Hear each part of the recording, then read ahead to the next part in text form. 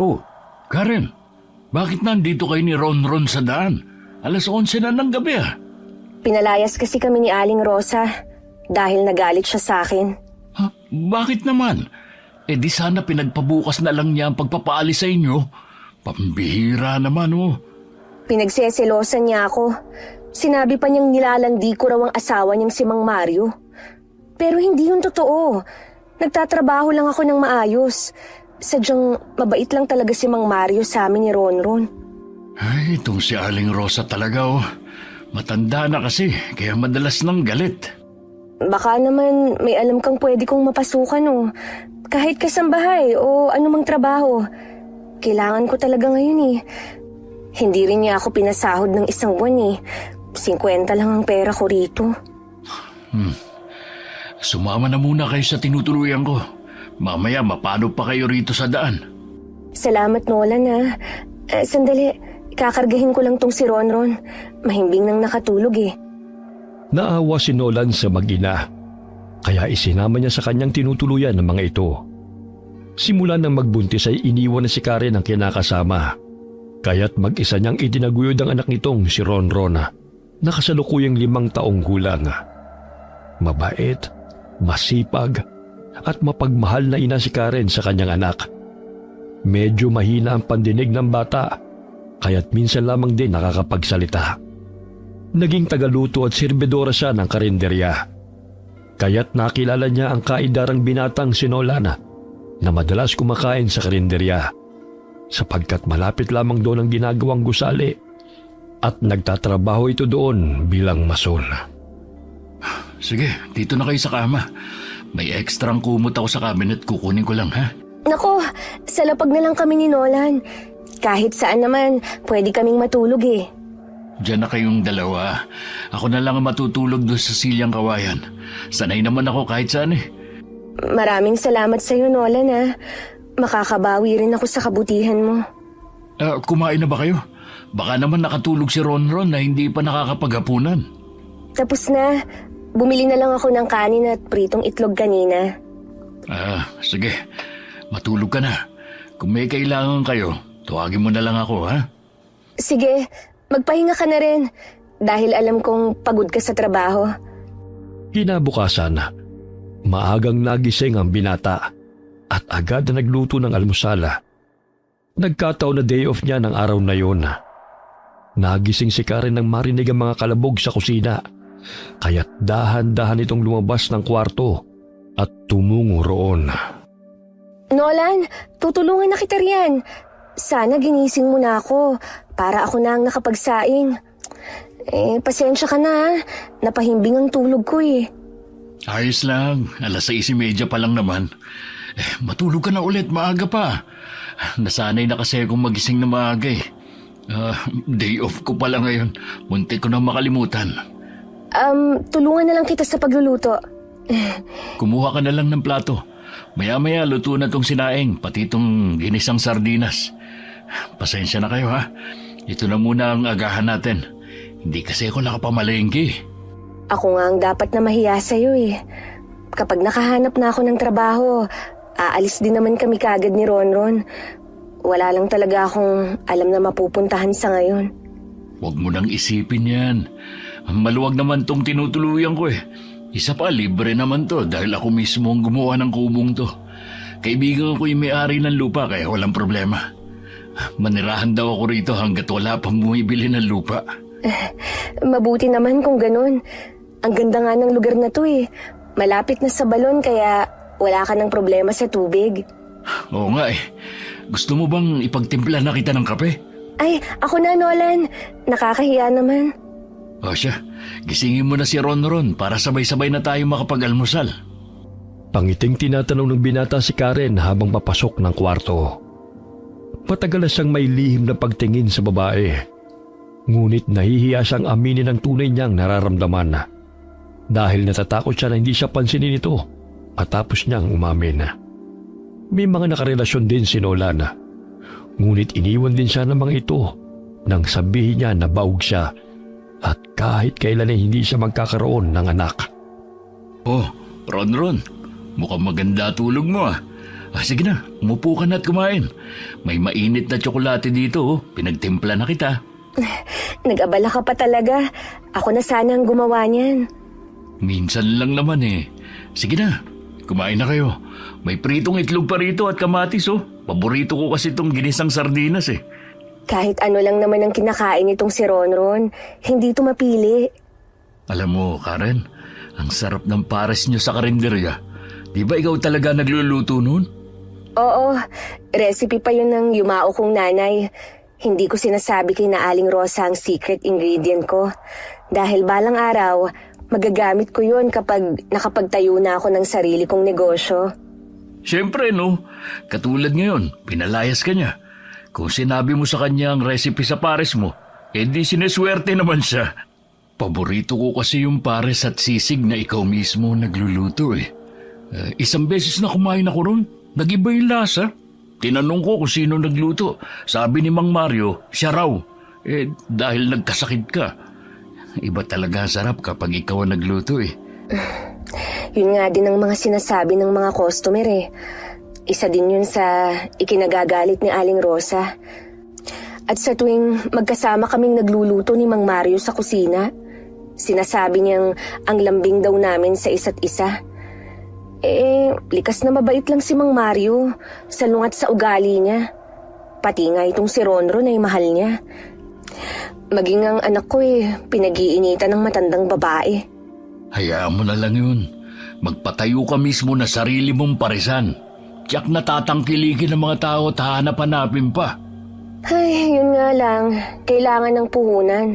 Kaya kailangan ko talagang makahanap ng trabaho sa ngayon. Pwede ka naman magsimula ng paunti-unti. May motorsiklo ako dyan. Ano kaya kung yan mismo ang gagamitin natin na tindahan ng parisa mo? Wala pang renta at pwede ka pang magpalipat-lipat ng lugar kung saan maraming tao. Hawak mo pa oras mo at wala ka pang amo. Tutulungan kita. Akong bahala sa'yo. Talaga, Nolan? Nako, maraming salamat Hulog ka talaga ng langit sa amin ni Ronron. Naku, kapalit lang yun ng libreng sabaw na binibigay mo sa akin. Tapos ang dami pang sahog pag ako ang umorder. Hindi naman ako papayag na hindi ko na matitikman ang luto mo, no? At saka, nakatenga lang dyan yung motorsiklo ko. Kaya pwede nating gamitin pang negosyo. At saka isa pa, nakakapagod din magtrabaho sa construction. Sobrang sakit na ng katawan ko. Ito na siguro ang senyales kapag tumatanda na. Magte-38 na ako sa susunod na buwan eh.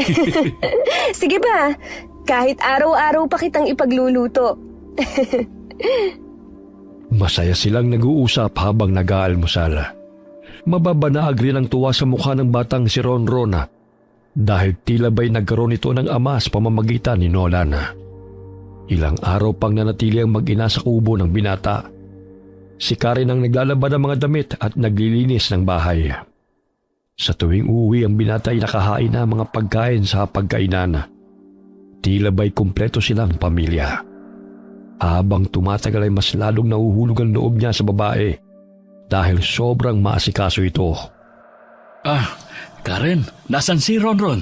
May dala akong laruan para sa kanya. Ay, salamat Nolan. Nandun siya sa kwarto. Tinuturuan ko kasi siyang magsulat ng pangalan niya. Para sa susunod na pasukan, marunong na siya. Handa na pala ang hapunan mo. Tsaka yung mga damit mo, tinupi ko na. Naku, hindi mo naman kailangang gawin yan eh. Huwag mo na masyadong paguri ng sarili mo dito sa bahay. Ay nako, hindi naman ako napapagod eh. Konti lang naman ang mga labahin mo. Isa pa, wala naman akong ginagawa rito. Tsaka, para naman makapagpahinga ka na pagdating mo galing trabaho. Hindi mo lang alam kung gaano niyo ako napapasaya ni Ronron. Parang naranasan ko nang maging ama sa kanya na kahit kailan, hindi na mangyayari. Ha? Bakit naman? Umupo si Nolan sa kawayang silya sa tabi ni Karen at malungkot itong tinitigan. Hinawakan niya ang kamay ng babae at tipid ng umiti. Baog ako, Karen. Kahit kailan, hindi na ako magkakaanak. Isa yan sa dahilan kung bakit ako iniwan ng mga nakakarelasyon ko noon. Ang pangarap ko na magkapamilya, malabo na mangyari. Pero sana pumayag ka na maging ama ko ni Ronron. Nolan, naging ama ka naman sa kanya eh. Sobrang saya ko nga na kahit papano nakakapagsalita na siya.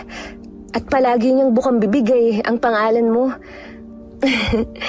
Maraming salamat sa pagmamahal mo sa anak ko. Karen, gusto ko sanang magtapat sa iyo na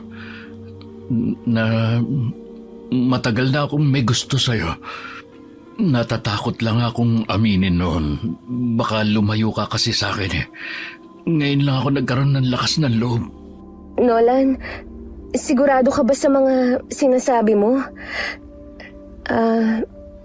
Kung may pipiliin man ako na maging ama ni Ronron, ikaw yun. Masaya siya sa tuwing magkasama kayo. Hindi na siya gaya ng dati na tahimik lang na naglalaro. O di kaya hindi nagsasalita habang kinakausap. Tinatanggap mo ba ako na maging parte ng buhay niyong dalawa? Bakit naman hindi? Ikaw ang sumagip sa amin sa panahong lugmok ako at walang mapuntahan. Kaya laking pasasalamat ko na nakilala ka namin. Pangako, magiging mabuti akong ama sa kanya at asawa sa'yo. Niyakap ni Nolan si Karen dahil sa labis na tuwa. Napaluha pa ang babae dahil hindi niya sukat akalain na may magmamahal pa sa kanilang mag-ina. Ang pangarap niyang buong pamilya ay nagkatotoo. Sumilip mula sa kwarto si Ronron at napangiti nang makita silang dalawa sa ganoong ayos. Nabaling ang pansin ni Nolan sa bata, kaya't bumitaw ito ng pagkakayakap sa babae. Halika, Ronron. May dala kong laroang robot para sa'yo. Oh, umiilaw at naglalakad pa to. Halika anak, magpasalamat ka sa tito mo. Anong tito? Tatay niya na ako, no? Simula ngayon, tatay nang itawag mo sa akin, Ronron, ha?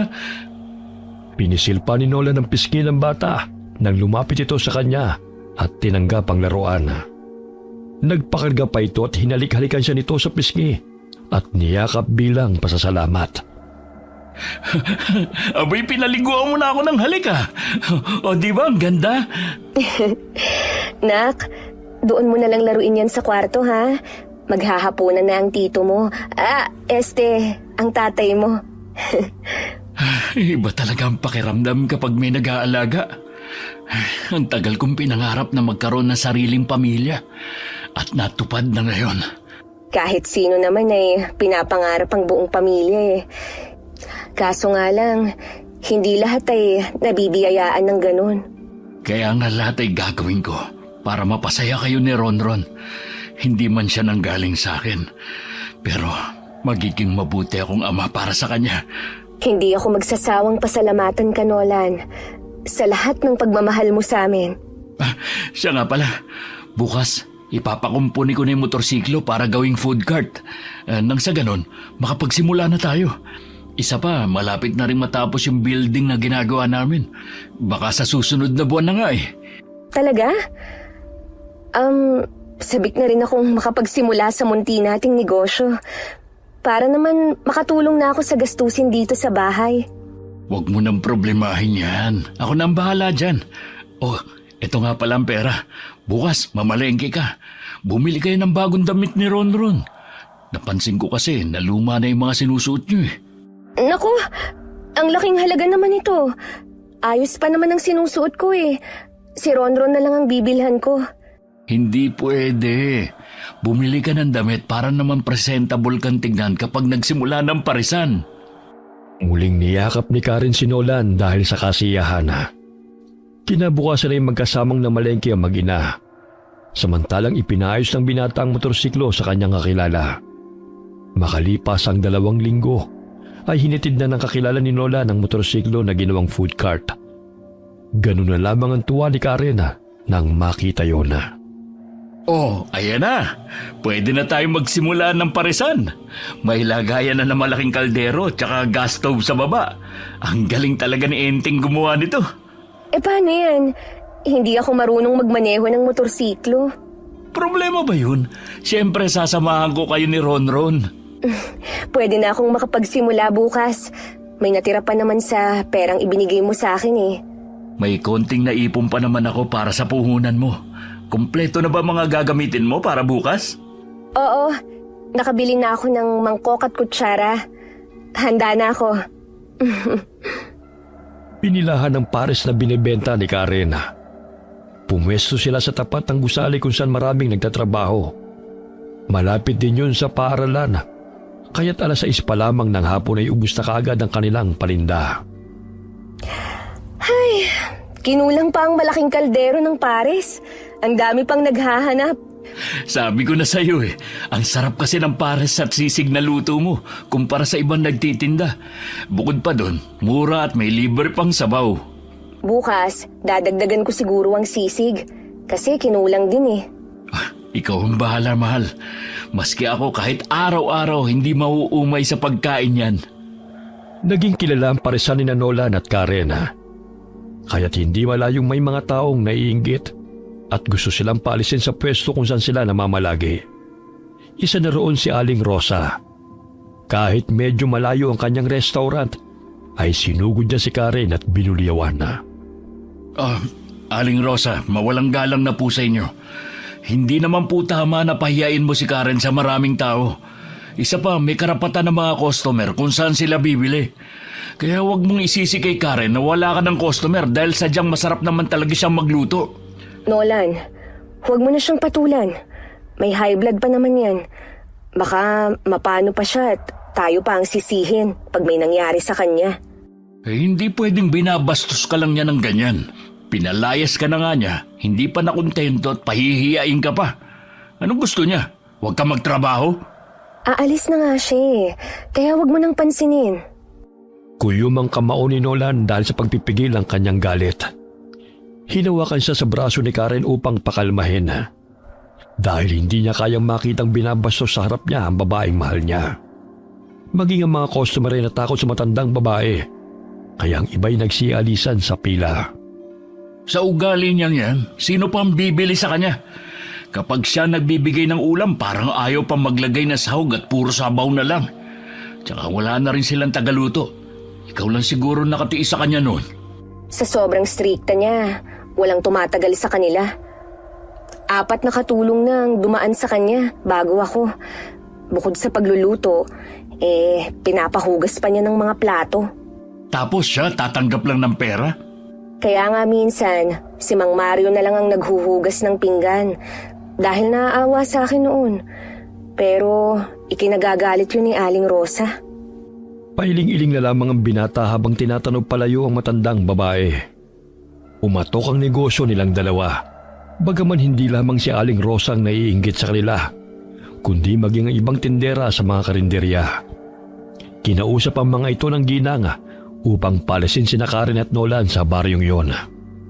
Habang nagmamaneho ng food cart, ay hinarangan sila ng mga tindera at binuliyawan.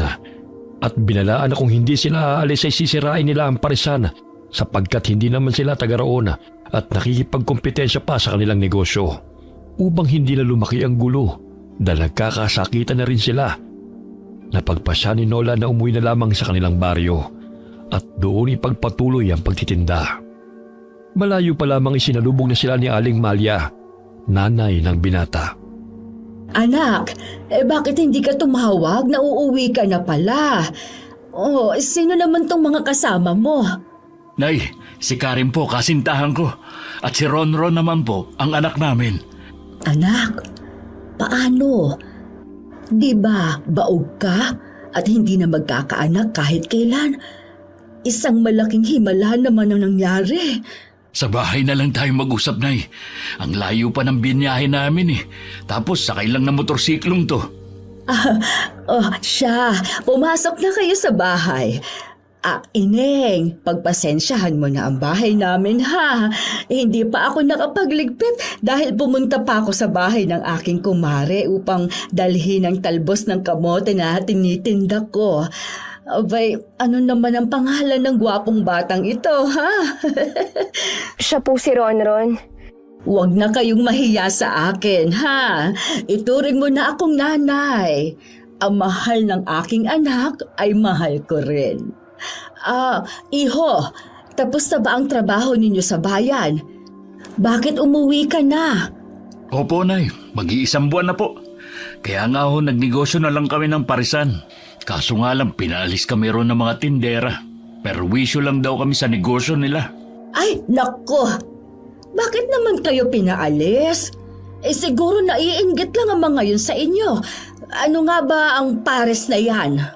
Ulam po yun. Matitikman nyo rin ang luto ni Karen. At tiyak na magugustuhan nyo. Tsaka, dito na lang kami magninegosyo. Wala pa naman nagbebenta ng pares dito eh. Sige. Kayo ang bahala. O siya, ihahanda ko na muna ang kwartong tutulugan ninyo. Sandali lang ha, at lalagyan ko ng bagong kurtina na itinago ko pa sa aparador. Si Nanay talaga oh. Kapag may bisita lang inilalabas ang mga magagandang gamit. Syempre naman. Para naman hindi nakakahiya. Inilibot ni Karen ang kanyang paningin sa loob ng bahay. Marami siyang nakikita mga bote ng langis at halamang gamot na nakapatong sa mesa. Napansin din ni Nolan na tila natakot ang mga ito sa kanyang ina, kaya't kinausap na lamang niya ang mag-ina. Huwag kayong matakot kay Nanay. Ganyan lang talaga itsura niya. Kasi hindi siya nagpapagupit mula pa nung bata ako. Isa kasi siyang manggagamot, pero mabait niyang si Nanay. Ganun ba? Hindi naman ako takot sa kanya eh. Nanibago lang siguro. Mapagmahal sa bata yung si Nanay. Kaya nang malaman niyang hindi ako magkakaanak, yun, nalungkot talaga siya. Dahil hindi ko siya mabibigyan ng apo. Eh di sa mga kapatid mo. Namatay ang bunsong kapatid kong si Ninita nung 16 na taong gulang siya. Dahil sa malubhang sakit. 2 lang naman kami. Ay, ganun ba? Buti nga nandyan na si Ronron eh. Jack, magkakasundo sila ni Nanay. Ilang sandali lumabas ang silid si Aling Malia tumungo sa sala. Kinuha rin niya ang mga magagandang pinggan at baso sa aparador na kahit kailan ay hindi pa nagagamit. Itong pinggan at baso ang gamitin ninyo ha. Bigay pa ito sa akin noong kaibigan ko sa bayan. Kahit kailan hindi ko pa talaga ito nagagamit. Naglabasan na mga magagandang gamit mo, Naya. Ay, syempre naman. Hindi pwedeng marumi at sira ang gamitin ninyo. Minsan lang kayo umuwi rito eh. Oh, bakit nagtatago yung batang yan sa pintuan? Huwag kang matakot sa akin, Apo. Dahil hindi naman kita sasaktan eh. Sadyang hindi lang talaga kagandahan itong lola mo. Pagpasensyahan niyo na po si Ronron. Ganyan lang talaga siya sa bagong kakilala niya. Pero kapag nasanay ay makulit din po siya. Ay, sandali lang at magluluto muna ako ng hapunan natin. May bangus akong ibinigay ni Marsing kanina, kapalit na mga talbos ng kamote. Tutulungan ko na po kayo. Sige, Iha. Mabuti naman at nagustuhan mo itong anak ko. Sana naman huwag mo nang hiwalayan ha. Para naman may makasama siya sa kanyang pagtanda. Tumatanda na rin ako. At iilang taon na lang din siguro ang nalalabi sa aking buhay. Huwag mong sabihin yan, Nay. Ang lakas-lakas niyo pa oh. Mahina na ang tuhod ko, anak. Magpipitumput 6 na ako sa susunod na taon. Maging ang balakang ko sumasakit na nga rin. Kahit simula pa lamang ng kanilang pag-uusap ay nagkapalagay na kagad sila ng loob. Ang nooy pangamba na hindi sila matatanggap na mag-ina na magiging biyanana ay napalitan ng tuwa. Dahil maging si Ronron ay masayang kinakausap ni Aling Malia. Ikaw, Ronron, nag-aaral ka na ba? Nay, medyo mahina po pandinig ni Ronron. Kaya lakasan niyo ang boses niyo. Ay, ganoon ba? Ay baka pwede pang gamutin siya. Marami akong herbal na gamot dyan. Simula po kasi nang ipinanganak siya mahina na ang pandinig niya sa kanang tenga. Nakakarinig pa naman siya Maaari natin siyang pag-aralin sa Barrio Hall. Akong maghahatid sa kanya sa paaralan.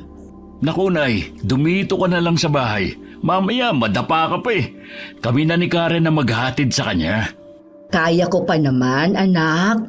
Namimiss ko lang talaga ang panahon na hinahatid sundo ko kayo sa paaralan. Tsaka, di ba, magtitinda kayo ng pares. Ay, ako nang magbabantay sa batang ito.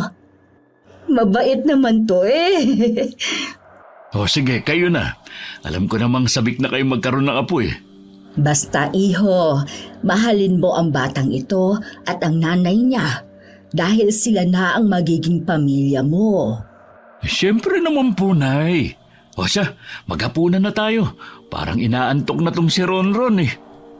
Hindi mapawi ang ngiti sa labi ni Aling Malia na sa wakas ay nagkaroon na ng sariling pamilya ang kanyang anak na si Nolan. Yun ang madalas niyang hinihiling dahil ayaw niyang mamatay siyang nag-iisa ang kanyang anak. Kahit hindi man niya tunay na apo ang bata, ay tinanggap niya ito at minahal. Kabilugan ng buwan, kinuha ng matandang babayang langis sa kanyang aparador at pinahid yun sa nananakit niyang katawan. Ay nako, ang sakit na naman ng katawan ko. Hindi maaaring makita ako ng aking apo na magpalit ng anyo. Mamaya matakot yun sa akin. Sinarado niya ang pinto ng silid at pinuksan ng kalahati ang bintana. Napansin niya na may aninong tumatakbo mula sa kasukalan at may narinig din siyang mga yabag. Uy, sino naman ang taong yan na pabalik-balik gayong malalim na ang gabi? Matingnan nga. Nararamdaman kong hindi siya ordinaryong tao dahil patuloy na bumubula itong langis ko.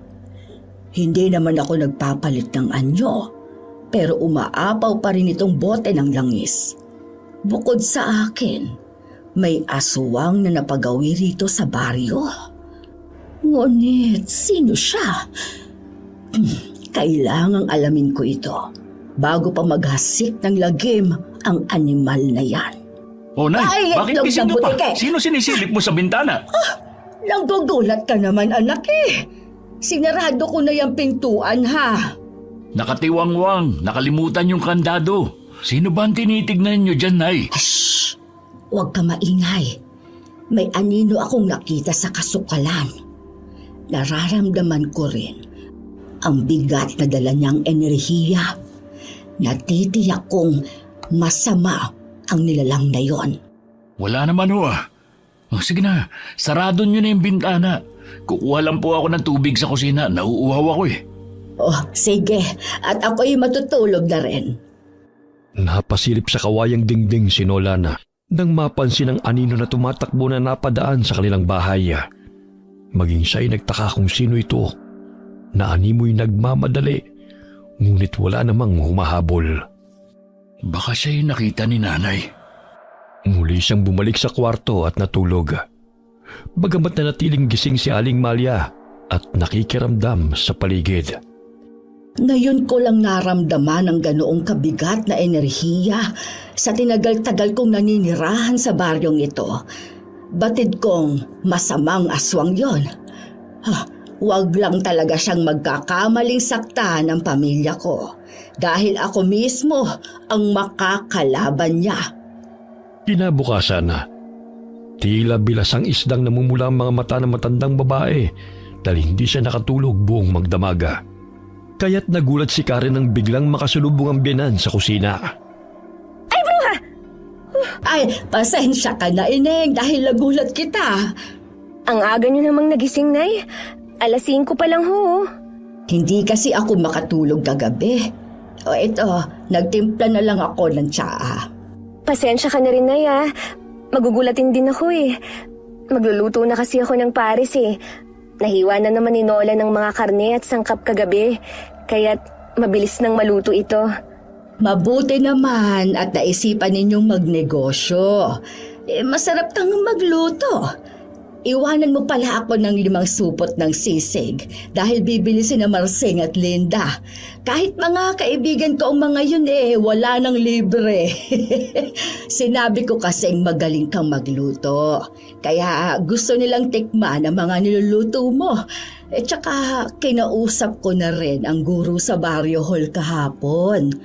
pwede na raw pumasok si Ronron sa kinder. Nay, maraming salamat po sa pagtanggap niyo sa amin ng anak ko, ha. Walang ano man yon. Nagpapasalamat nga ako na binigyan mo ng pagkakataon si Nolan na maging isang ama. Alam mo bang baog yang anak ko, Ineng? Sinabi po niya yun sa akin. Pero naging mabuti po siyang ama kay Ronron. May mga nakikilala naman ako na may maraming anak. Ngunit hindi nagagampanan ang responsibilidad. Ayun, naglalasing. Mas inuuna pa ang alak kaysa ipambili ng pagkain. Maswerte ka sa anak ko dahil wala yang bisyo. Oo nga po, Nay. Maswerte din po kami sa inyo dahil mabait po kayo. Hindi naman masyado, Ineng. Natatawa pa nitong hampas sa braso ni Karen. Napalakas yun dahilan ng muntik ng matumbang manugang sa silyang kinauupuan nito. Ang lakas mo pa rin talaga, Nay. Ay nako, nangihina na nga Mahina pa pala yan, Nay. Ano pa kaya kung malakas kayo? Siguro, tumilapon na ako sa labas ng bahay. Palabiro ka rin, bata ka. Oh, gising na pala kayo. Mahal, bakit hindi mo ako ginising para natulungan kita? Ay, naisalang ko na sa apoy ang kaldero. Nag-uusap lang naman kami ni nanay dito Mabuti naman at magkasundo kayo. Mabait namang bata itong si Karen Hindi katulad nung huling babaeng dinala mo rito, ang suplada. Narinig ko pang nilalait niya ako. Kung hindi lang talaga ako nagpigil, binatukan ko na yun Akala mo kung sino maganda. Makinis lang ang mukha pero mukha namang kabayo. Nay naman. O totoo naman Mabuti nga at hindi siya ang nakatuluyan mo. Dahil kung siya, ewan ko lang kung saan siya pupulutin. Maging si Karen ay natatawa sa seryosong mukha ng biyenan habang nagkukwento. Maya-maya'y tumatawa rin ito kapag may naalalang nakakatawa. Agad na binigyan ni Karen ng biyenan nang maluto na ang pares. O, Nay, tikman mo itong luto ko. Mainit pa kaya dahan-dahan lang sa pagkain, ha? Amoy pa lang mukhang masarap na. Ay! Ang init! Napaso tuloy ang dila ko. Ihipan mo muna, Nay. Kagagaling lang sa apoy Marami pa rito, Ay, ang sarap nga anak. Hindi talaga nagkamali si Nolan sa'yo. Ang sisig, huwag mong kakalimutan ha. Dahil dadalhan ko si Marsing. Nako, tataba ako dito sa sarap ng luto mo, Karen. 3 mangkok ang naubos ni Aling Malia, kaya tagaktak ang kanyang pawis. Malakas siyang dumighay dahil sa kabusugan. Oh, Nay, bakit parang hindi ka na makakilos dyan? Totoo ngang masarap magluto itong si Karen Akalain mo 3 mangkok ang naubos ko. Nay, marami pa rito, Baka gusto niyo pa. Ay, hindi na. Mamaya na lang ulit. Baka sumabog na itong tiyan ko. Ibenta nyo na lang yan. Tirahan nyo na lang kami ng uulamin mamaya ni Ronron bago kayo umalis. May sisig na po akong itinabi para sa inyong dalawa. Maagang umalis sina Nolan at Karen upang magtinda ng pare sa kanilang lugar at karatig baryo. Naiwan si Ronron sa pangangalaga ni Aling Malia. Matapos na makapaglinis ng katawan at kumain ng bata, ay magkasamang nagtungo ang maglola sa baryo hall upang mag-enroll sa kinder. Habang lumalakad ay napansin ni Aling Malia ang nag-uumpukang mga tao, kaya nakiusyoso na rin siya. Anong nangyayari? Bakit nagkukumpulan kayo rito? Ang aga-aga nagchichismisan na kayo. May natagpo ang bangkay malapit sa palayan. Totoo bang wala kang alam tungkol dito? Magtatanong ba ako kung alam ko? Ay, ang hina mo naman. Tsaka, bakit ganyan ka kung makatingin sa akin? Hoy, noong kabataan ko'y maganda naman ako, Kaya, huwag mong husgahan ang itsura ko ngayon, ha? Di naman kita hinuhusgahan ha. Pero alam mo Lola, simula nang dumating yung anak at manugang mo rito, may natatagpuan ng patay sa baryong ito. Hindi kaya may kilalaman sila sa mga nagaganap na patayan? Hoy, ikaw lalaki ka ha. Magdahan-dahan ka sa pananalita mo. Lalo na wala kang pruweba. Isa pa, hindi mamamatay tao ang anak at manugang ko. Baka gusto mong putulin ko yung matabil mong dila. Ay, ang tapang mo naman, Lola. Hindi kaya sinasahog nila sa kanilang pare sa laman ng tao?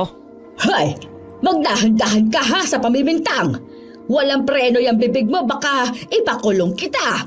Tsaka, ilayo mo ang bunganga mo sa akin. Mas amoy emburnal ka pa kesa sa akin, no? Kung makapamintang ka, ha? Akala mo hindi ko alam na isa ka sa inggitero dito sa baryo. Makapanira ka lang ng kapwa na nagpupursige sa buhay Kung ano-ano nang pinaparatang mo na, wala ka naman pruweba. Tumawa ang barberong si Bena at matalim na tinitigan ng matanda. At nabaling din ang tingin ito sa batang si Ronron bago ito tumalikod. Dahil sa inis sa matandang babae, ay binatukan niya ang lalaki gamit ang tungkod nito. Aray! Ano ba yan? Hindi lang yan ang aabutin mo sa akin kung patuloy mong sisiraan ang aking anak at manugang. Dayo ka lang din naman sa lugar na ito. Ay baka gusto mong palayasin kita rito. Di mo magagawa yan! Dahil taga rito ang asawa kong si Loling! Halika na nga, Ronron. Bastos sa taong yan. Ewan ko ba kung ano ang nagustuhan ni Loling sa kanya. Ang laki ng tiyan at ang baho-baho pa ng bunganga. Hoy, tanda! Ano ang sinabi mo? Ang sabi ko, paangit ka na nga, chismoso at bintangero ka pa. Bago lisanin ni Aling Mali ang naturang lugar, ay lumingon siya sa barberong si Bena. Tila ba'y nakaramdam siya ng hindi may paliwanag na enerhiya na nagmumula sa katawan ng lalaki. Madalas niyang nakikita ito, ngunit unang beses silang nagkaharap. Ang alam ng karamihan ay isa siyang manggagamot, ngunit lingid sa kaalaman ng mga ito ay isa rin siyang aswang. Bagamat marunong siyang kumontrol ng pag-aaswang niya at hindi ito nang bibiktima ng tao. Samantala, tinangkilig ng mga taong lutong pares ni Nolan at Karen.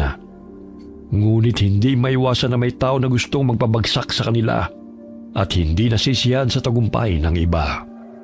Nay, usap-usapan ngayon sa baryo ang natagpo ang bangkay sa palayan kanina. Ay, sino kaya may kagagawan nun? Yan ang hindi ko nasisigurado. Pero sa palagay ko hindi hayop ang may kagagawan nun, kundi isang masamang aswang. Aswang? Sa panahon ngayon, meron pa ba nun?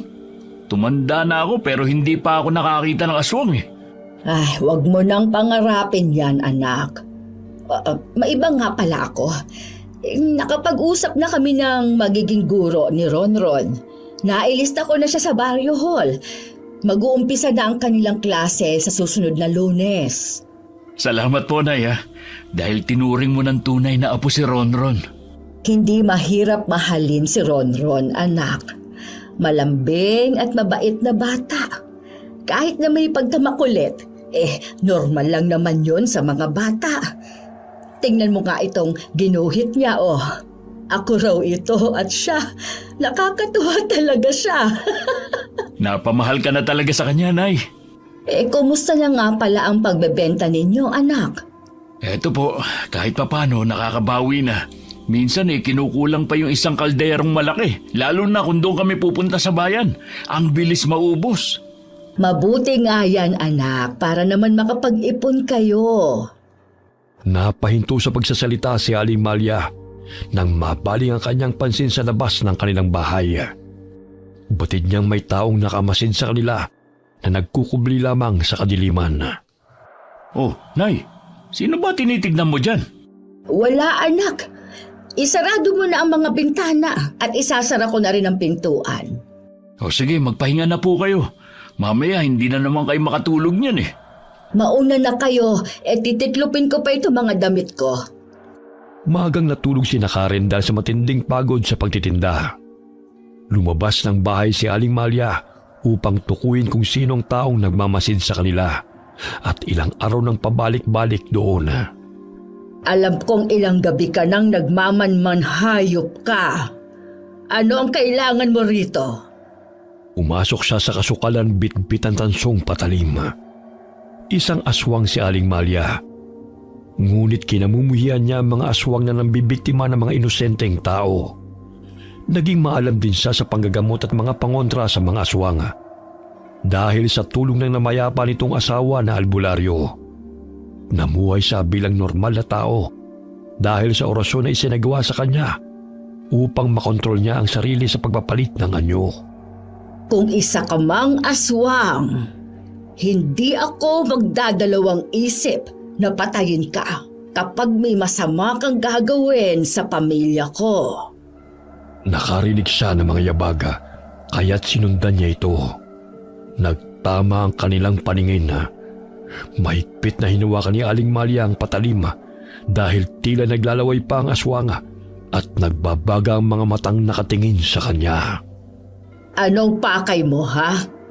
Bakit napapansin kong minamanmanan mo ang bahay namin? Kung may masama kang balak, huwag mo nang ituloy. Dahil ako ang makakalaban mo.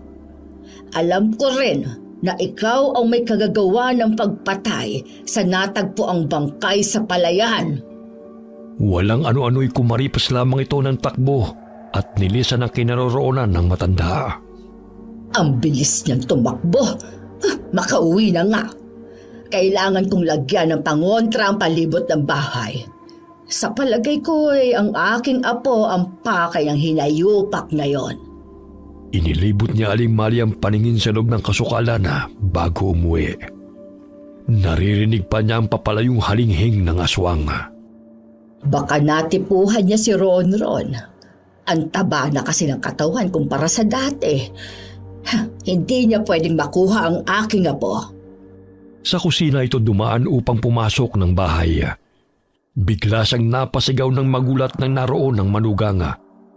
Ay, buntot ng kabayo! Ha? Ikaw pala, Ineng! Ay, Diyos ko, akala ko tulog ka na. Naihi kasi ako na eh. Naalala ko rin na hindi ko pa nahugasan ng sisidla ng sisig. Muntik na lumabas ang kaluluwa ko sa pagkagulat. Saan ka ba nanggaling, Nay? Ha? Ay, nagpahangin lang. Naiinitan kasi ako eh. Bakit may patalim kayong hawak? Ito. Baka kasi may makasalubong akong mabangis na hayop sa labas. Mabuti nang maging handa bago pa nila ako malapa. Pumasok na po kayo, Nay. Mahamog na oh. Mamaya, magkasakit pa kayo. Sige. At isasara ko na itong pinto. Muling iginala ng matanda ang kanyang paningin sa madilim na paligid. Batid niyang nakalayo na ang aswang dahil wala na siyang nararamdamang mabigat na enerhiya. Pumasok siya sa kanyang kwarto at kinuha sa lumang kabinet ang mga gamit ng yumao niyang asawa. Nandito pa ang buntot pagi at iilang mga tansong patalim na kagamitan ni Ador. Ito na lang ang alaala ko sa kanya. At ang lumang litrato namin noong bagong panganak pa lamang si Nolan at Nenita. Napaluhang inalala ni Aling Malia ang nakaraan kasamang albularyo nitong asawa. Na kahit nagmula sa angkan ng mga aswang ay tinulungan siya nito na mamuhay bilang normal na tao. Minahal siya ni Ador kahit magkalaban man ang kanilang angkan at pinili niyang kumampi sa kabutihan. Kahit kailan ay hindi ako nagsisisi na sumama ako sa iyo, Ador. Sa iyo ko naranasan ang mamuhay ng payapa at masaya sa piling ng ating mga anak. Ngunit dahil sa iyong tungkulin bilang isang manggagamot ay nasawi kayo ni Nenita. Pinatay ka nila at binigyan ng sakit ang ating mga anak.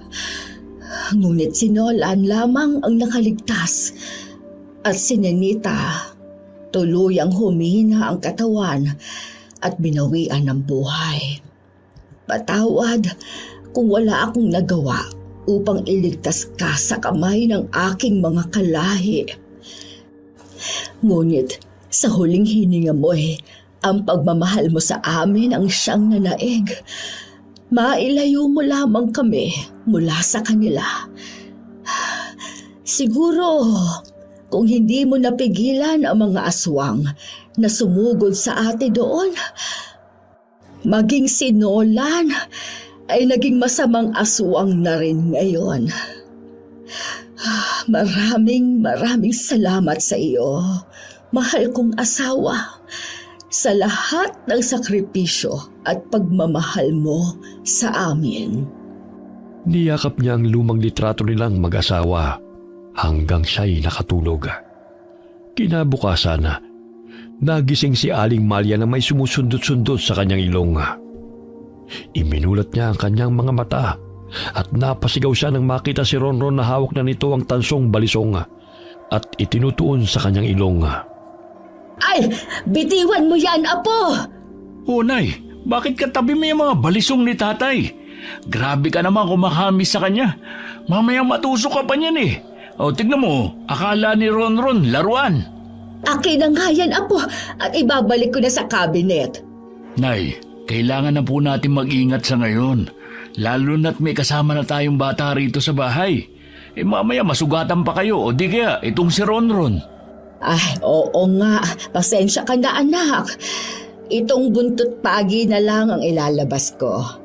May mga naririnig kasi ako mga yabag tuwing gabi. Baka kako, natipuhan ng masamang elemento itong si Ronron. Eh, hindi naman ako papayag na magkasakit itong makulit kong apo. Eh pagkatapos niyo dyan, mag-almusal na po tayo.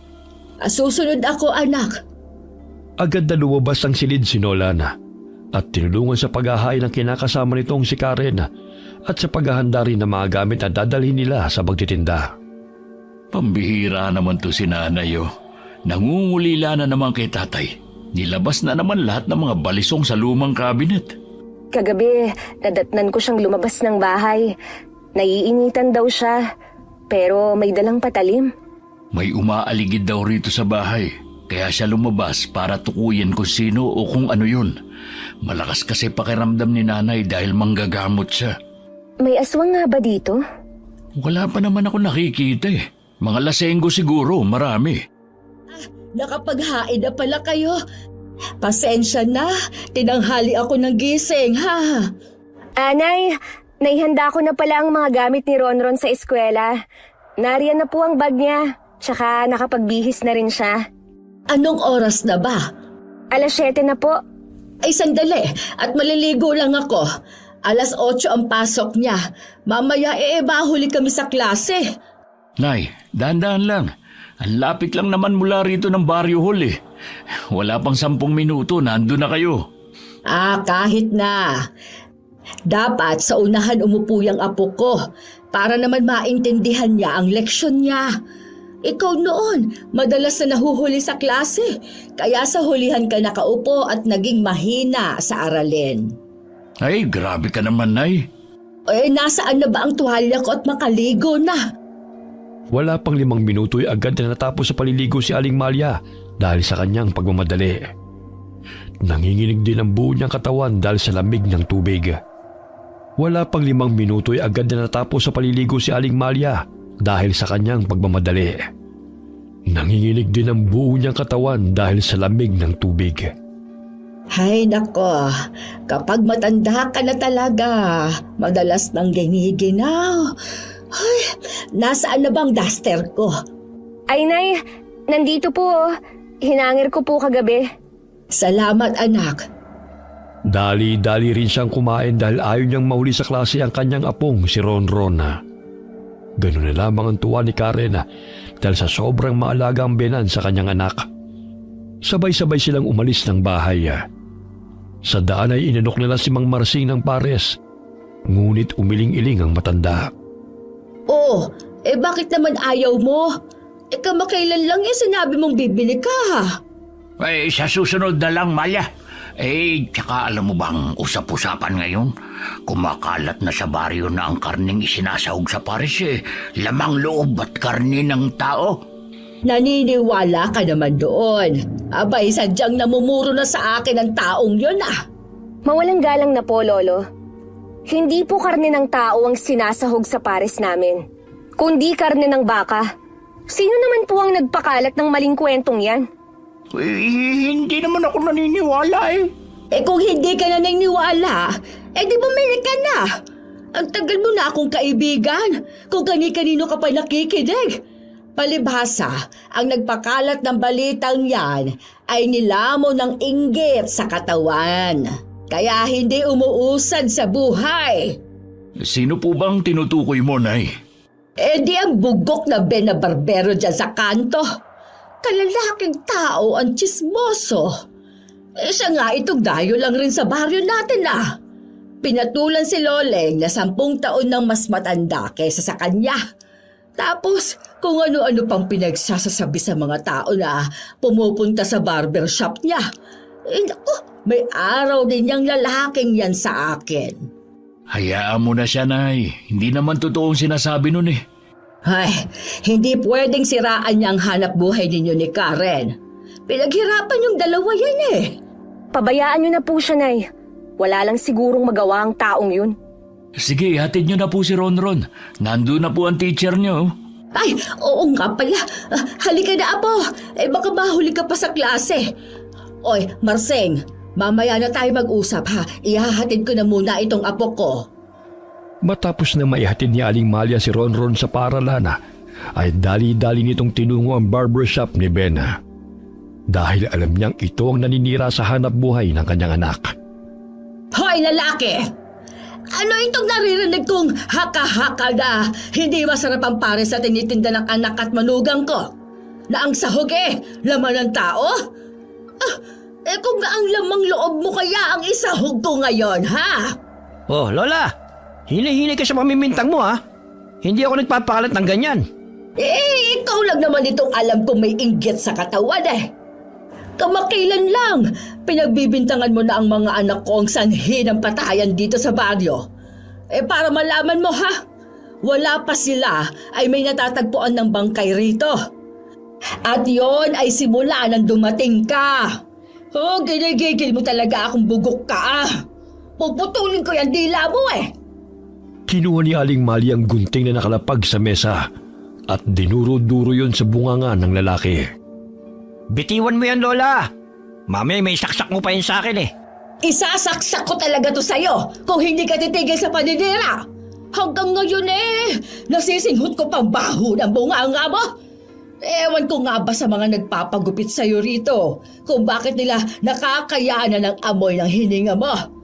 Tsaka, yung si Loling, paano niya natitiis ang baho ng bunganga mo kapag nakikipaghalikan sa'yo?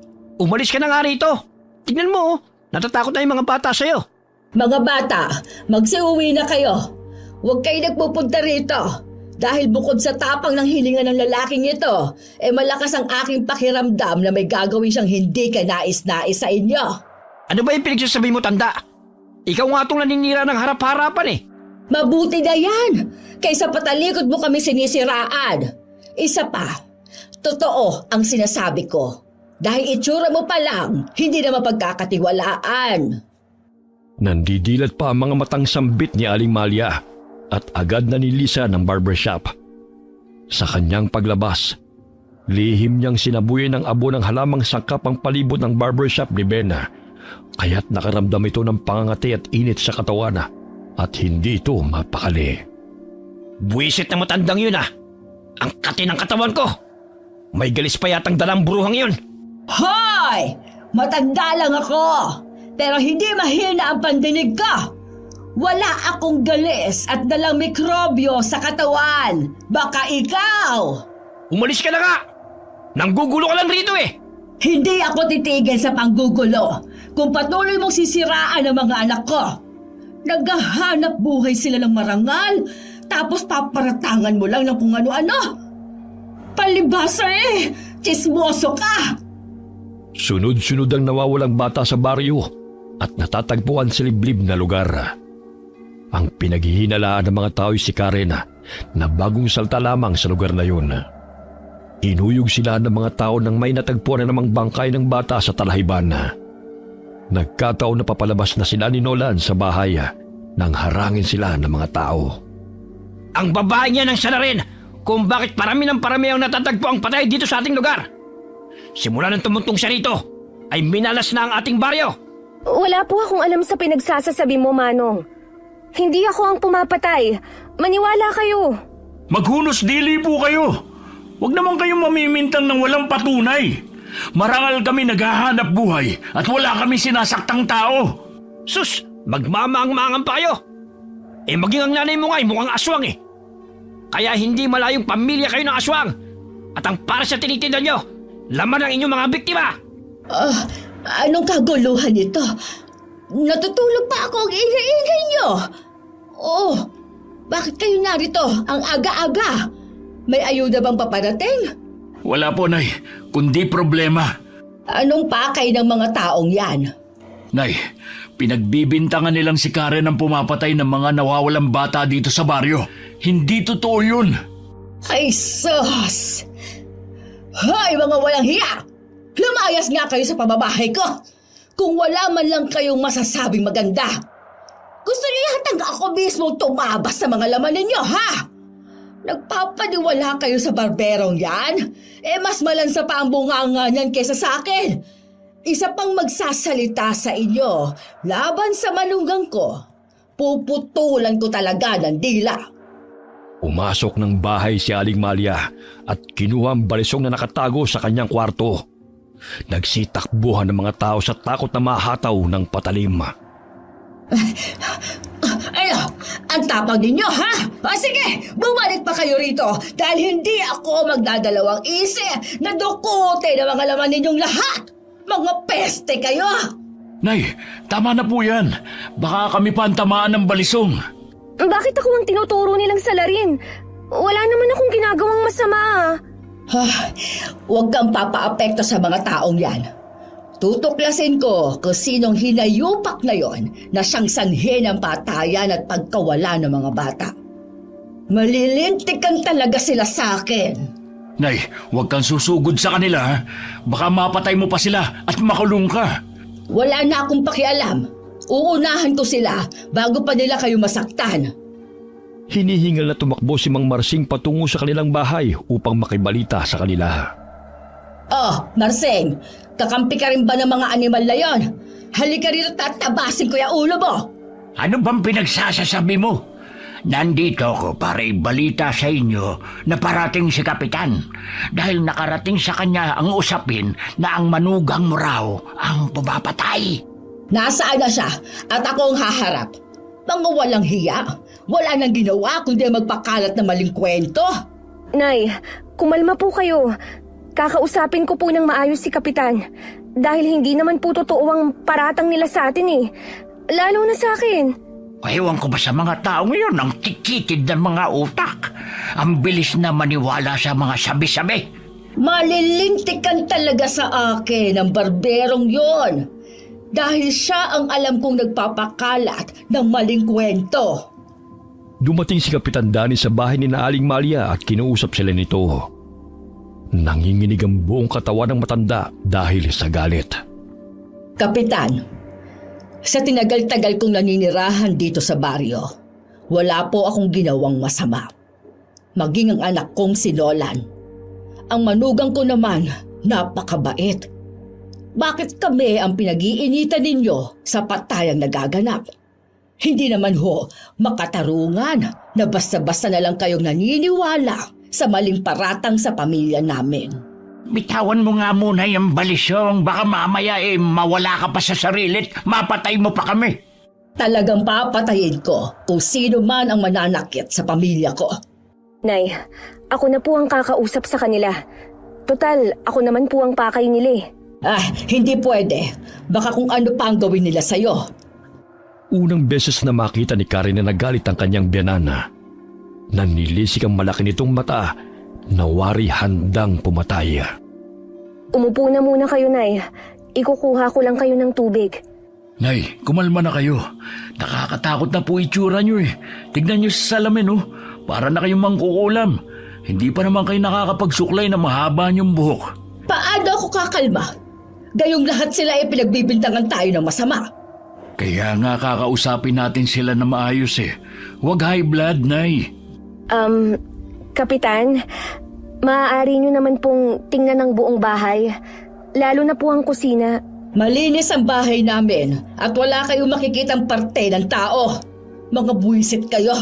Nagpapaniwala kayo sa mga gunggong na yon. Huminahon ka nga, Malia, para naman mapatunayan natin kay Kapitan na mali ang paratang sa inyo ng mga tao. Ay kaya hayaan nyo na silang inspeksyonin ang bahay ninyo. Oh, pumayag naman ako. Pumayag ka nga pero parang kakatayin mo naman sila. Buhaghagang buhok at namumula pa ang mga mata ng matandang babae dahil kagigising lamang nito. Tapos yun pa ang bumungad sa kanya. Ilang gabi na siyang hindi nakakatulog dahil sa pagbabantay ng nilalang na umaaligid sa kanilang bahay. Ilang sandali lumabas ng bahay ang kapitan at ang 3 kagawad nang walang makitang anumang kahina-hinala sa bahay. Ano? Naniniwala na ba kayo na hindi kami ang pumapatay? Napatakip ng ilong si Mang Marsing dahil hindi pa nakakapagmumog si Aling Malia at yun na kagad ang bumungad sa kanya. Umalis ng bahay sina Kapitan matapos na mag-usap sila ni Nolan at Karen. Malilintikan talaga mga taong sumugod dito sa bahay. Mga walang hiya. Nay, ayos na po. Nakausap na namin si Kapitan. Humingi rin siya ng paumanhin. Ginawa lamang nila yon dahil marami nang nagsusumbong sa kanila na baka may kinalaman ako sa pagkawala ng mga bata. Wala naman tayong itinatago. Kaya bukas ang bahay upang tingnan nila. Oh, may nakita ba sila? Sinisira lang nila ang araw ko eh. Gusto nyo bang ipagtimpla ko kayo ng kape, Nay? Umiinit na ang ulo. Mainit pang ipaiinom mo sa akin. Hoy, anong gusto nyong inumin? O sige, ipagtimpla mo na lang pala ako. Ikaw, Marsing, gusto mo bang magkape? Ay, sige. Akala ko kumakampi ka na sa kanila eh. Dahil tatapusin ko na talagang pagkakaibigan natin. Napakamatampuhin mo naman. Siyempre hindi, no. Kahit ganyang kakalukal-luka, alam kong mabuti kayong tao at hindi ninyo magagawa ang paratang ng mga yun sa inyo. Mabuti at nagkalinawan tayo. Simula ng araw na yun ay naging mapagmatsyag na si Aling Malia. Lihim niyang minamanmanan ng bawat kilos ng barbero na kanyang kinamumuhian. Alam kong may lihim kang itinatagong gunggong ka. Kaya isang pagkakamali mo na inubos mo ang pasensya ko. Nakatulala ka na naman dyan, Nay. Ano ba nakikita nyo sa kape? Bakit ang talim ng pagkatitig mo sa tasa? Wala. May iniisip lang. Nay, huwag mo nang pansinin ng mga taong yun. Di sana kung tayong pumapatay na ubos na silang lahat dito sa baryo. Doon na lang po kami magtitinda sa bayan. Tsak, walang makakakilala sa amin. Ay, kahit saan talaga, hindi kami tinatantanan ng mga taong mapanira. Inagabihan na. Mahimbing lang natutulog si Nolan. Lihim na lumabas ng bahay si Aling Malia. Bit-bit ang bag na naglalaman ng kanyang mga gamit. Ako mismo ang maghahanap sa'yo kahit saang lupalop ka man pumunta. Pasinghot-singhot pa sa naani mo'y inaamoy ang daan na tinatahak. Ilang sandali tumingala sa bilog at maliwanag na buwan. Upang makontrol ang sarili sa pagiging aswang, ay hinaplos niya ang langis sa buo niyang katawan upang maibsan ang pag-init ng kalamnan. Yun ang langis na may akdo ng ahas, na may halong sangkap ng halamang gamot, na may orasyon pa ng yumao nitong asawang manggagamot. Binagtas niya ang daan kung saan nasisingot niya ang mabahong amoy na may halin tulad sa nabubulok na karne ng hayop. Aba, malapit na kitang matuntun. Akala mo talaga, maisahan mo pa ako ha? Ipapaako mo pa sa manugang ko ang kawalang hiyaan mo? Pues, huhulihin kitang hinayupak ka. Nagkubli sa mayayabong na damuhan ng matandang babae at naninaw nitong may taong lumalakad patungo sa isang dampa. Nakahubad ito ng pang-itaas na saplot at tanging nakapantalon lamang ito ng punit-punit. Naglalangis pa ang katawan nito at nagbabaga mga mata. at nakauslipa ang matatalim na mga ngipin nito. Namumukhaan kong lalaking yan ah. Akala niya siguro ay maiisahan niya ako. Sandali, at kukunin ko lang ang buntot pagi sa aking bag. Nay, Ay, bakit itlog ka ng nandito? Gabi baog! na. Ay, anong ginagawa mo dito, bata ka? Kayo nga ang tinatanong ko eh. Halina kayo, umuwi na tayo. Huwag kang maingay. May huhulihin lang ako. Nakikita mo ba ang nilalang na yon? Ayun siya sa silong ng bahay. Ha? Nasaan? Ayun o. Ang bata mo pa eh, pero mas malabo pang paningin mo kesa sa akin. Hindi ko po makita eh. Jesus, padira ka naman eh. Dumito ka na nga lang.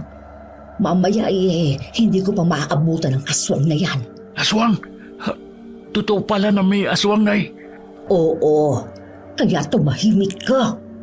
Mamaya marinig pa tayo at makatakas yun.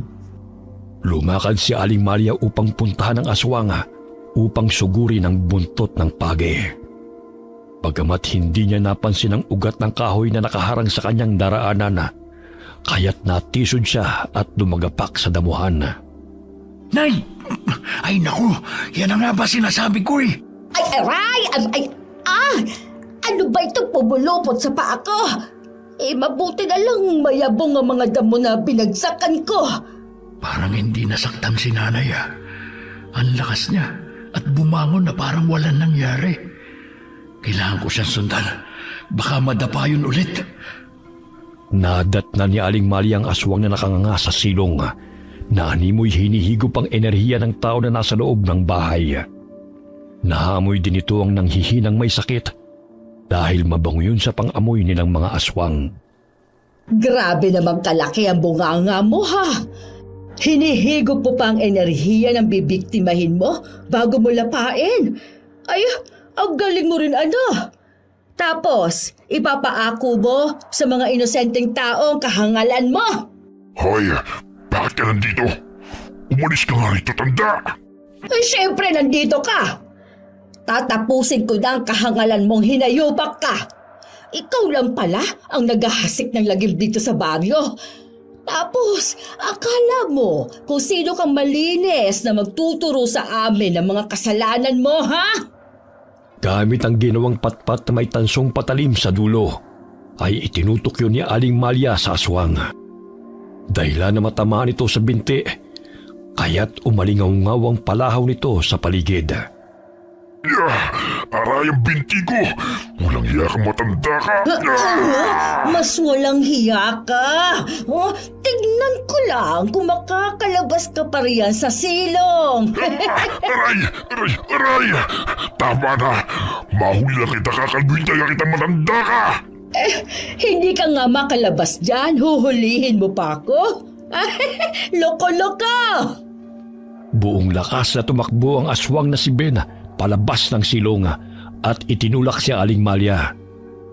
Bagamat nakailag ang matandang babae, kaya't napasubsob sa damuhan ng aswang. Aswang nga! Nay, lumayo ka sa kanya, baka saktan ka niya! Siya ang sasaktan ko! Ay, walang hiya ka, ha? Wala ka nang ginawa kundi ang mamerwisyo sa baryong ito. Papatayin kita! Aray! Tama na! Tama na, tanda! Ang lakas ni nanay na lumaban sa aswang. Nasa kanya pa rin ang mga gamit ni tatay pangontra noon sa mga masasamang elemento. Ang lakas pa rin pala ng bisa ng buntot paging pangontra sa aswang. Hindi ko hahayaan na makatakas ka pa, ha? Dahil patutunayan ko sa mga tao na ikaw ang pumapatay, hindi ang manugang at ang anak ko. Hayop ka!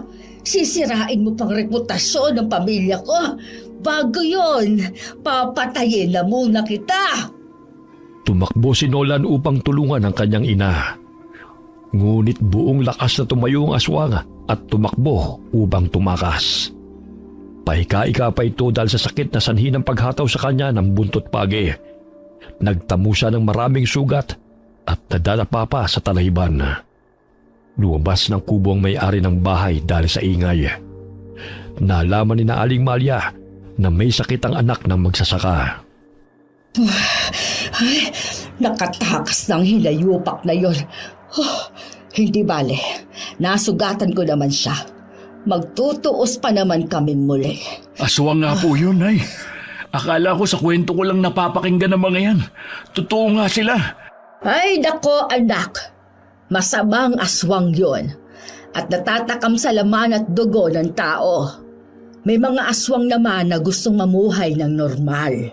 Ganun ba, Nay? Nandito na naman ako. Gagamutin ko na muna ang bata. Umuwi ka na. Baka mapadaan pang aswang na yon sa bahay. Oh, etong patpat na may tansong patalim. Dalhin mo to. O sige po, Nay. Basta mag-ingat rin kayo rito, ha? Dali-daling umuwi ng bahay si Nola na bit-bit ang sandatang ibinigay ng ina. Nagpaiwan sa kubo ang matandang babae at agad na ginamot ang batang may sakit at binigyan niya ito ng pangontra upang hindi na makalapit ang aswang na gustong umatake sa kanila. Habang naglalakad sa kasukalan ay may narinig si Nola na humahango sa talahiban. Tila ba'y habol-habol ito ang paghinga. Bigla siyang napatigil sa paglalakad nang bumungad ito sa kanyang harapan at matalim na nakatingin ito sa kanya. Ikaw? Pati ba naman dito sinusundan mo pa ako? Ha? Hindi. Napadaan lang ako. Ikaw ang magbabayad sa ginawa ng nanay mong bruha. Tignan ko lang kung hanggang saan ang tapang niya kung papatayin kita. Aray! Bitiwan mo ko! Ano ba? Luha-luha ang nanay mong yun, ha? Pero bilib ako sa kanya. Dahil kahit na matanda na siya ay malakas pa rin siya makipaglaban kahit na uugod-ugod na siya. Aray! Bitawan mo ko!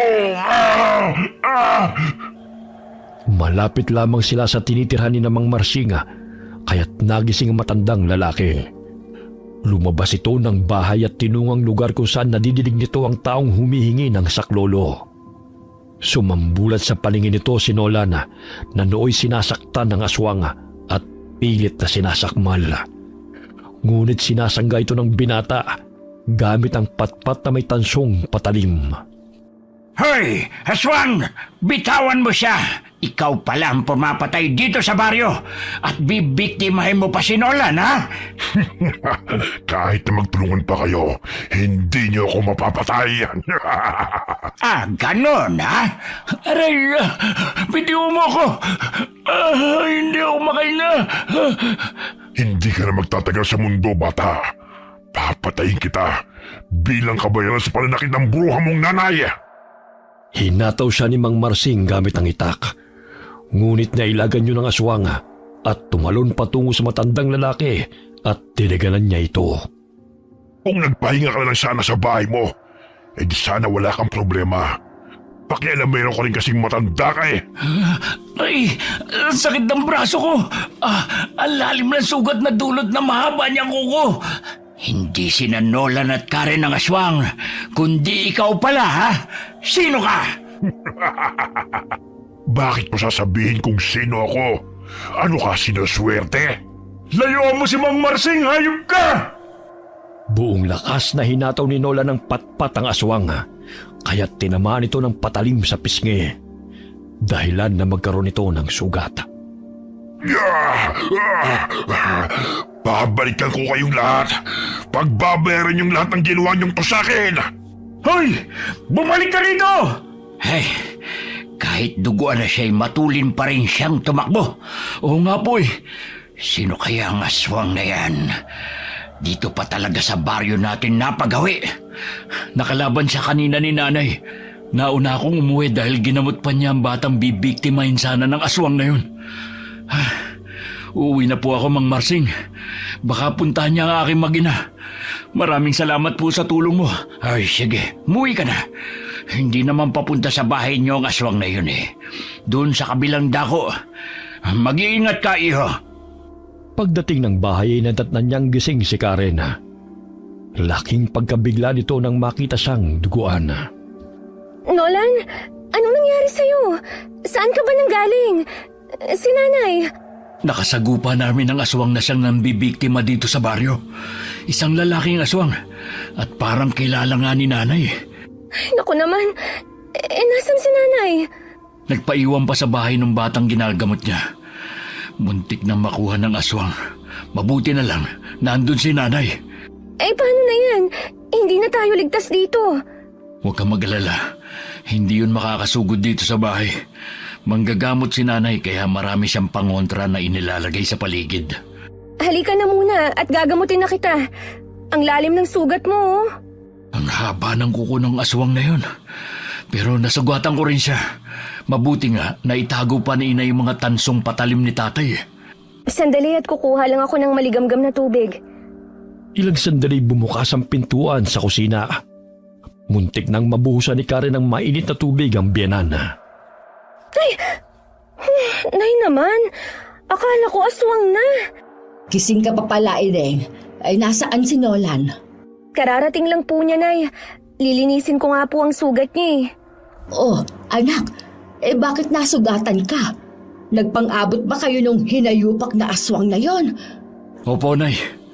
Buti nga tinulungan ako ni Mang Marsing eh. Pero sadyang malakas talaga yung aswang na yun. Naku! Bukas na bukas, hahanapin ko siya. Hindi ko siya tatantanan hanggat hindi ko siya napapasuko. Alam mo ba kung sino siya, Nay? Nasisigurado ko na ang barberong Ben na yon ang kinakasama ni Loling. Pupuntahan ko siya bukas sa bahay nila para tuluyan na siyang mamatay. Kung ngayon na lang kaya, Nay? Dumaan na ako ron. Hindi ko naramdaman ang enerhiya niya. Matapos mong malinis siyang sugat mo, pigaan mo ng katas ng dahon ng makabuhay na halaman. Para hindi yan ma-impeksyon. Ha? Magpapahinga na ako. Sige po, Nay. Ako na ang bahala kay Nolan. Grabe si nanay. Parang assassin at hunter ng mga aswang. Kung umasta, kala mo bagets lang siya. Pumasok si Aling Malia sa kanyang silid at inilapag ang lumang baga. Muli nitong pinahira ng langis ang buong katawan upang mapawi ang init na nararamdaman. Kabilugan pa naman ang buwan. Kaya agresibo ang Ben na yun eh. Matagal ko nang tinalikuran ng pagiging aswang sa tulong ng mahal kong si Ador. Ngunit, hindi pa rin nawawala ang dugong aswang na nananalaytay sa katawan ko. Naroon pa rin ang hindi pangkaraniwang lakas.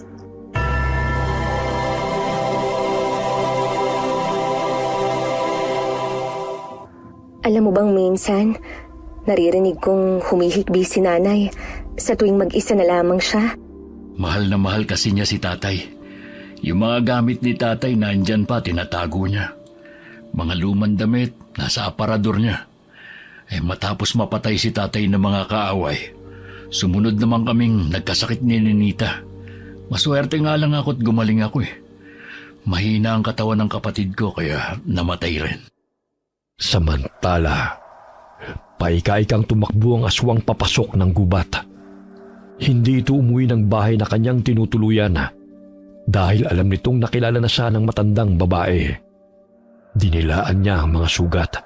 Ngunit hindi nito magawang pahilumin dahil sa tansong patalim na ginamit ng kanyang kalaban. Buwisit na matandang yun. Hindi siya pangkaraniwang manggagamot lamang dahil nararamdaman kong lakas ng isang aswang sa kanyang katawan. Pero bakit hindi man lang siya nagbabago ng anyo? May tao. Kailangan ko magtago baka makita nila ako. Kinabukasan, muling dumaan si Aling Malia sa bahay na tinutuluyan ng barberong si Ben. Ngunit sinabi ng kinakasama nitong si Loling na hindi ito nakauwi mula pa kagabi. Kaya't hindi nga nagkamali ang matanda na ang aswang ay ang lalaking yun. Malia, ang sabi ni Loling hinahanap mo raw si Ben. Napadaan kasi ako sa barberya wala siya ron. Magpapagupit ka na ba? Hindi. May kailangan lang ako sa kanya. Ano naman ang pakay mo? Kamakailan lang galit ka sa kanya. Wala naman. Gusto ko lang siyang kausapin sana. Kasi kagabi, May nakasalubong akong hindi pangkaraniwang nilalang. Nakausli lang ang ngipin, pero kamukha ng Ben na yon. Tapos ngayon, wala siya rito. Kagabi may nakasagupa kami ni Nolan. Lalaking aswang. Parang pamilyar nga ang mukha niya sa akin eh. Ayaw nga, kamukha ni Ben. Hindi pa nakakalayo ang aswang na yon sa baryong ito. Dahil marami siyang sugat na natamo. Hahanapin ko siya. Sapagkat perwisyo ang dala niya rito. Kung hindi ko siya kakalabanin, patuloy niyang sisirain ang manugang ko na siyang inaakala ng mga tao na pumapatay. Sa totoo lang, si Ben ang nagsabi sa akin na huwag na raw akong bumili sa pares ninyo dahil maaaring laman loob ng tao ang sahog doon. Oh, tapos, siya pala itong totoong mamamatay tao. Kung sakaling si Ben nga ang aswang, saan mo naman siya hahanapin? Kahit saan. Basta't sabihan mo na lang ang mga kababaryo natin na maghanda. Dahil hindi natin sigurado kung patay na ang gunggong na aswang na yon. O sige, sasabihan ko sila. Ilang araw na hindi nakapagtinda sina Nolan at Karen dahil sa malalim na sugat na natamo ng lalaki sa braso nito. Simula ng araw ding yun ay hindi na muli nagpakita ang barberong si Ben sa baryo. Kaya't laking pagtataka ng mga nakakakilala sa kanya kung saan ito nagpunta ng walang pasabi. Nay, saan ka ba nanggaling? Bakit ginagabi ka na sa pag-uwi? Nakikipagkwentuhan sa mga amiga ko. Bakit? May kailangan ka ba? Wala naman, Nay. Nag-aalala lang ako na baka nasa paligid lang yung aswang at muli tayong sugurin.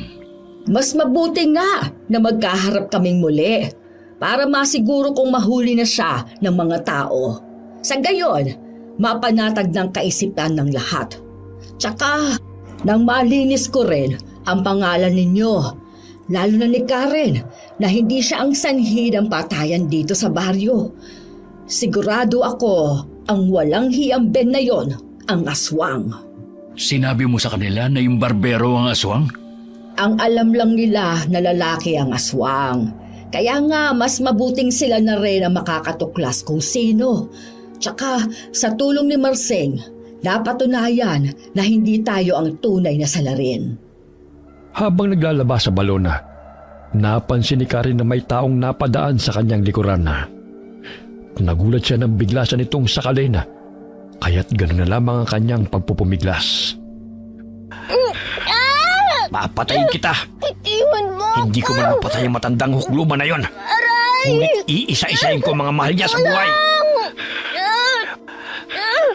Tingnan mo ang ginawa sa akin ng binang mong pruha at ang kinakasama mong tarantado. Ipaparanas ko rin sa iyong ginawa nila sa akin.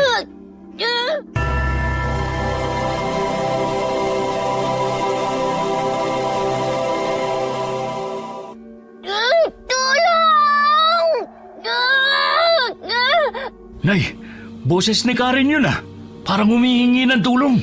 Ay, oo nga. Halika, puntahan natin siya.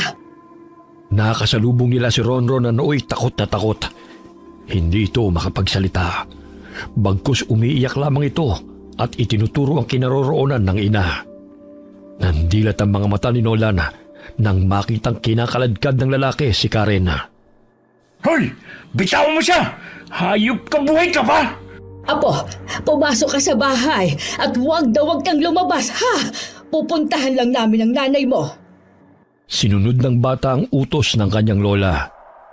Dali-daling sinundan ng matandang babae ang kinaroroonan ng taong nananakit sa kanyang manugang. Bit-bit ang palakol at buntot ng page ay sinugod niya si Ben. Bitiwan mo ang manugang ko! Hindi ba't ako naman ang pakay mo? Tayo ang magtuos! Duwag! Sinira mong buhay ko. Kaya papatayin ko ang mga taong malapit sa'yo. Tignan ko lang kung hindi ka lumuha ng dugo sa pagdadalamhati. Hoy, Gunggong! Ikaw nga itong nanira sa amin, hindi ba? Ipinagtalat mo kami ang aswang na pumapatay sa baryong ito. Yun pala, ikaw naman talaga. Ikaw rin ang dahilan kung bakit nagkakasakit ang mga kabataan dahil hinihigop mo ang enerhiya nila. Ang dami mong alam, tanda. Huwag ka mag-alala. Ibibigay ko sa iyo mamaya ang ulo ng manugang mo. Tarantado ka! Bitawan mo si Karen! Wala siyang kasalanan sa'yo! Tumutusok na ang kutsilyo sa leeg ng babae, kaya't dumadaloy na ang dugo. Nangangatog ang katawan ng babae dahil mahigpit siyang sinasabunutan ng lalaki at sinasakal gamit ang matipuno nitong braso. Bagamat hindi na malaya ni Ben na naroon sa kanyang likuran si Mang Marsing kasama ang mga anak nitong lalaki. Kaya't malakas na hinambalos ng matanda ang likod nito gamit ang sanga ng kahoy na panggatong. Aray! Mga walang hiya kayo! Sige, igapos niyo siya. Kunin niyo yung patalim sa kanyang kamay. Aray! Bitiwan niyo ako! Mga walang hiya kayo! Papatayin ko kayong lahat! Kaya pala ganun mo na lang siraan si Nolan at Karen, ha? Ikaw lang pala ang aswang. Ang lakas pa ng loob mong kaibiganin kami at paniwalain na mabuti ang hangarin mo sa libreng gupit. Yung pala'y may kabulastugang ka palang ginagawa. Pilit nilang ginapos ang lalaki gamit ang baging. Ngunit tumilapon silang tatlo nang bigla itong nagwala. Nanilisik ang mga mata nito at tumutulo pa ang laway. Nagpapahiwatig na gutom na ito at gustong kumain ng laman at dugo. Wala akong ititira kahit isa man sa inyo.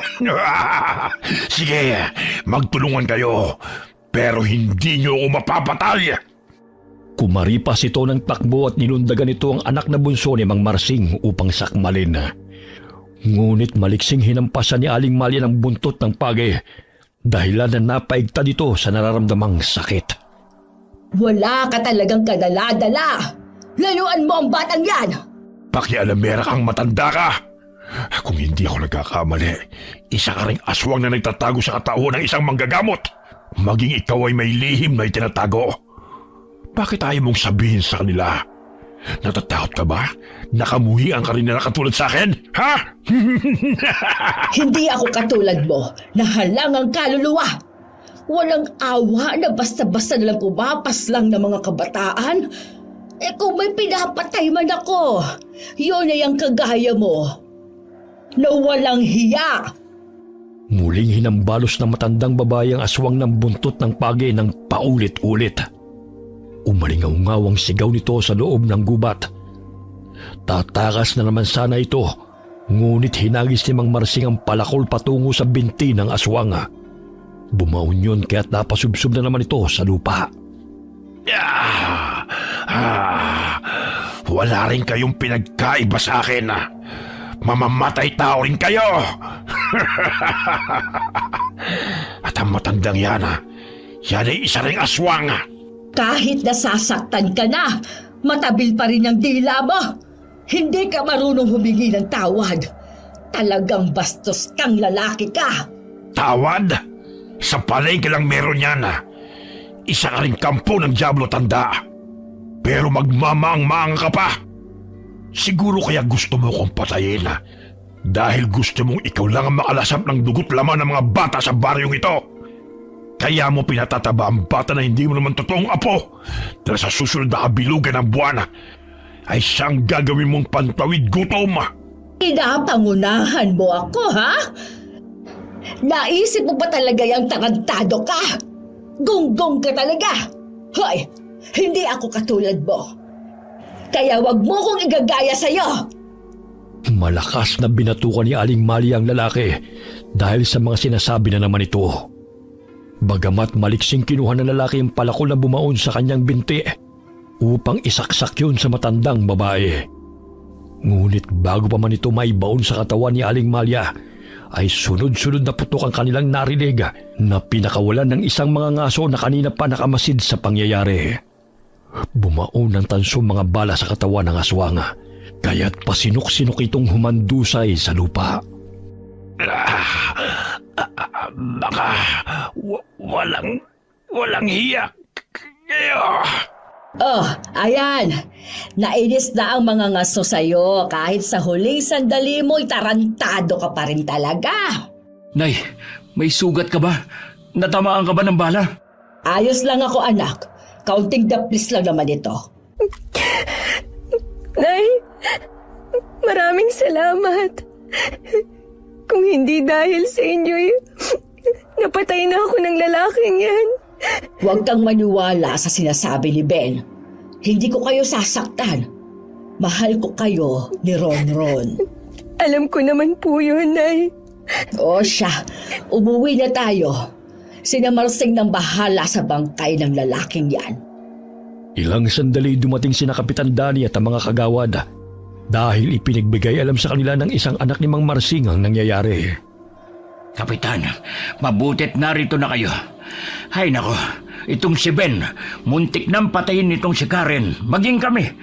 Siyang naghahasik ng kababalaghan sa baryong ito. Mula pa man siguro noon na mga hayop ang nawawala. Hindi pa nakontento.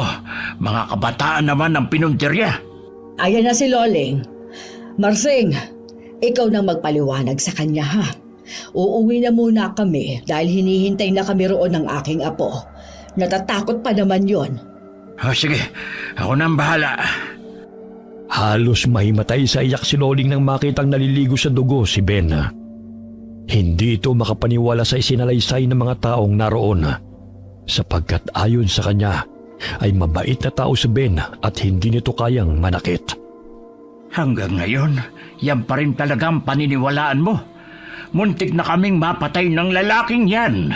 Ginamit ka lang niya para may tutuluyan siya rito na hindi nabibisto ang tunay niyang pakay. Hindi na nagsampa ng kaso si Loling sa mga taong pumatay kay Ben. Dahil ang lahat ng naroon ay nakasaksi kung paano sila pagtangka ang patay ng lalaki. Simula nang mamatay si Ben, ay wala ng bangkay na natatagpuan sa mga talahiban at naging payapa ang pamumuhay ng mga taga-baryo. Pumatok ang paresan ni Nolan at Karen hanggang nagkaroon na sila ng 10 food cart. Silang mag-asawa mismo ang nagtitimpla at ang mga kakilala nila ang nagtitinda sa iba't ibang lugar sa bayan. Sa gayon ay malaking tulong din yon sa kanilang kababaryo na minsan na silang pinaghinalaan ng mga aswang. Okay, sana po nagustuhan niyo ang kwento natin ngayon. Shoutout po tayo kay Sally Albino from Kawayan City, Isabela. Shoutout sa Grefaldia family, Imperial family at Ledesma family from Laguna. Kumusta po kayo? Shoutout po kay Chloe Abalos from Riyadh, Saudi Arabia. Hi kay Bimski Vlog. Hi kay Josephine De Los Trinos. Hi kay Honeylove Sweetman from Bahrain. Hi kay Romeo Palingkod from Villanueva, Misamis Oriental. Hi kay Elizabeth Dunca. Alright, marami pong salamat sa inyo and God bless all of you.